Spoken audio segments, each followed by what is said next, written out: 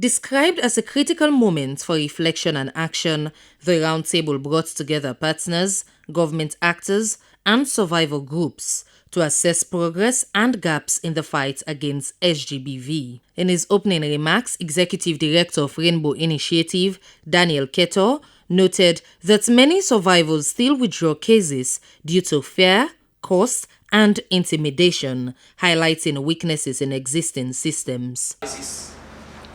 Data systems are being strengthened to support evidence-based decision-making. Collaboration with government and justice actors is improving medical legal processes. Prevention efforts are expanding to address the root causes of violence. However, the gaps remain.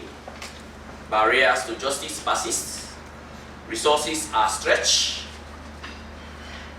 Coordination across systems requires continuous strengthening.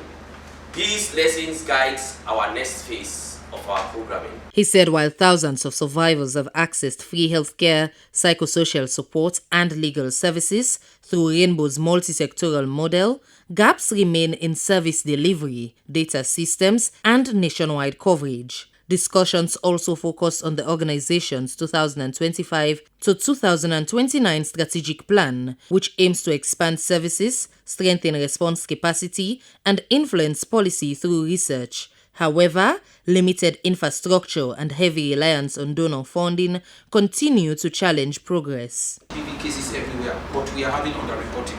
That is something everybody knows about. Let's say it's happening around Kumbura, it's happening in Kwenu. But how do we actually report? How are people reporting? Survivor groups at the meeting acknowledged improvements but raised concerns about stigma, trauma, and access to justice, calling for stronger community engagement. Participants emphasized that tackling Sgbv requires sustained partnerships and a unified approach, noting that the issue remains deeply rooted in society. Reporting for SLBC, Stella Bangura.